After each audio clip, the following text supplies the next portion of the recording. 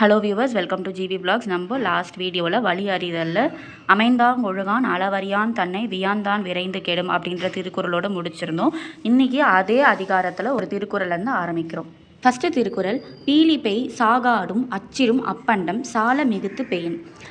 நம்மளோட வலிமையை அறிஞ்சு செயல்படணும் அப்படின்றத இந்த குறளில் சொல்கிறாங்க. அதை எது கூட கம்பேர் பண்ணியிருக்காங்கன்னா, மயிலிறகு ரொம்ப மெலிதாக இருந்தாலுமே அதை அளவுக்கு மீறி ஒரு வண்டியில் ஏற்றினா அந்த வண்டியோட அச்சு கூட முடியும் அப்படின்னு சொல்லியிருக்காங்க.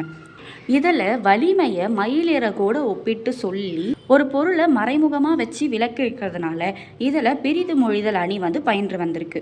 அடுத்த திருக்குறள், அளவறிந்து வாழாதான் வாழ்க்கை உல போல இல்லாகி தோன்றா கெடும். தன்னிடம் இருக்கும் பொருள்களின் அளவை அறிந்து செலவழித்து வாழாதவன் அவனுடைய வாழ்க்கை ஆடம்பரமாக உள்ளது போல தோன்றி கெட்டு அழியும் அப்படின்னு சொல்லியிருக்காங்க இந்த திருக்குறளில். அடுத்த அதிகாரம் காலமறிதல். காலம் அப்படின்றது ரொம்ப முக்கியம். நம்ம ஒரு செயலை செய்ய போகிறோன்னா நம்ம செய்ய போகிற காலத்தை ஆராய்ச்சி பார்த்து தான் செய்யணும். அந்த காலம் அறிதல், காலமை எப்படி அறிஞ்சு செயல்படணும் அப்படின்றது தான் இந்த திருக்குறள் அதிகாரத்தில் சொல்லியிருப்பாங்க. மூன்றாவது திருக்குறள், அருவினை என்ப உளவோ கருவியான் காலம் அறிந்து செய்யின். நம்மக்கிட்ட இருக்கிற உரிய கருவிகளோட நம்மளுக்கு ஏற்ற காலத்தில் ஒரு செயலை செஞ்சால் அரிய செயல் அப்படின்னு சொல்லி ஒன்று இல்லவே இல்லை. எல்லா செயலுமே சாத்தியமாகும். நான்காவது குறள், ஞாலம் கருதினும் கைகூடும் காலம் கருதி இடத்தால் செய்யின். நம்மளுக்கு தக்க காலத்தில் நம்மளுக்கு உரிய காலத்தில் கரெக்டான இடத்துல நம்ம ஒரு செயலை செஞ்சால் நம்ம உலகத்தையே வெல்லணும்னு நினச்சாலும் அது நடந்துவிடும். ஐந்தாவது திருக்குறள், காலம் கருதி இருப்பர் கலங்காது ஞாலம் கருதுபவர். உலகத்தையே வெல்லணும்னு நினைக்கிறவங்க தனக்கான காலம் வரும் வரை பொறுமையாக மனம் தளராமல் காத்து கொண்டிருப்பார்கள்.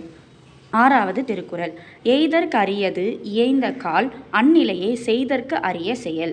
நம்ம ஒரு செயலை செய்யறதுக்கு உகந்த காலம் வந்துடுச்சுன்னா அந்த செயலை அப்போதே செய்து முடிக்க வேண்டும். அப்போது தான் அந்த அரிய செயல் கூட தன்வசம் ஆகும் அப்படின்னு சொல்லியிருக்காங்க இந்த திருக்குறளில்.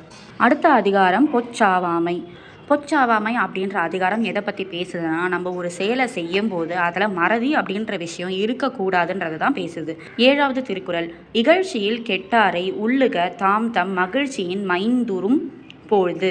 நாம் மகிழ்ச்சியாக இருக்கும்போது நம்மளோட மகிழ்ச்சியால் நம்ம கடமையை நம்ம மறக்கும்போது மறதியினால் இந்த உலகத்தில் வாழ்க்கையில் தோற்றவங்களை நினைத்து பார்த்து நம்ம செயல்பட வேண்டும். அப்போது தான் நம்மளுக்கு ஒரு இந்த மாதிரி இருக்கக்கூடாது, நம்ம முன்னேறி போகணும், நம்ம கடமையிலேருந்து நழுவக்கூடாது அப்படின்ற எண்ணம் கிடைக்கும். நம்ம அந்த செயலை மறதி இல்லாமல் செய்து முடிப்போம். எட்டாவது திருக்குறள், உள்ளியது எய்தல் எளிது மண் மற்றும் தான் உள்ளியது உள்ள பெறின். எப்போதுமே நம்மளோட டார்கெட்டை நம்ம நினச்சிக்கிட்டே இருக்கணும். நம்ம இதுவாக செய்ய வேண்டும், இதுவாக ஆக வேண்டும் அப்படின்னு நம்ம ஒரு எண்ணத்தை எண்ணிக்கொண்டே இருந்தால் அந்த எண்ணத்தை நம்ம அடையிறது ரொம்ப சுலபமாக இருக்கும் அப்படின்னு சொல்லியிருக்காங்க. இப்போது நம்ம கவர்மெண்ட் வேலைக்கு போகணும், நம்ம ஆசைப்படுறோம், கவர்மெண்ட் ஆஃபீஸர் ஆகணும், அதுக்கான முயற்சிகளை செஞ்சுக்கிட்டே இருக்கணும் அப்படின்ற எண்ணத்தை எண்ணிக்கிட்டே இருந்தால் தான், நம்ம மனசுக்குள்ளே சொல்லிக்கிட்டே இருந்தால் நம்ம ஒரு நாள் கண்டிப்பாக அந்த கவர்மெண்ட் ஆஃபீஸராக ஆகிடலாம். அதுவும் நம்மளோட முயற்சினால் எளிதாகவே நம்ம அந்த போஸ்டிங்க்கு போயிடலாம். அடுத்து நம்ம பார்க்க போகிற அதிகாரம் குறிப்பறிதல். குறிப்பறிதல் அப்படின்றது என்னென்னா, நம்மளுக்கு எதிர்க்க இருக்கவங்களோட முக குறிப்புகளை வச்சு அவங்க என்ன நினைக்கிறாங்க அப்படின்றத தெரிஞ்சுக்கிறது தான்.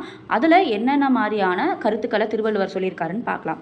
இன்றைக்கான 9வது திருக்குறள், குறிப்பில் குறிப்புணர்வாரை உறுப்பினுள் யாது கொடுத்தும் குழல். முகத்தில் இருக்கிற எக்ஸ்பிரஷன்ஸ்னால எதிர்க்க இருக்கவங்க என்ன நினைக்கிறாங்க அப்படின்னு ஈஸியாக தெரிஞ்சுக்கிறவங்களை எந்த பொறுப்பு கொடுத்தாவது நம்ம கூட துணையாக வச்சுக்கணும் அப்படின்னு சொல்கிறாங்க. இன்னைக்கான 10வது திருக்குறள், பகைமையும் கேண்மையும் கண்ணுரைக்கும் கண்ணின் பகைமை உணர்வார் பெறின். கண்ணோட குறிப்புகளை வச்சு அவர்கள் என்ன நினைப்பாங்க அப்படின்னு உணர்றவரை நம்ம கூட இருந்தால் பகைமையும் நட்பையும் அவரோட கண்ணை வச்சு நம்ம தெரிஞ்சுக்கலாம்.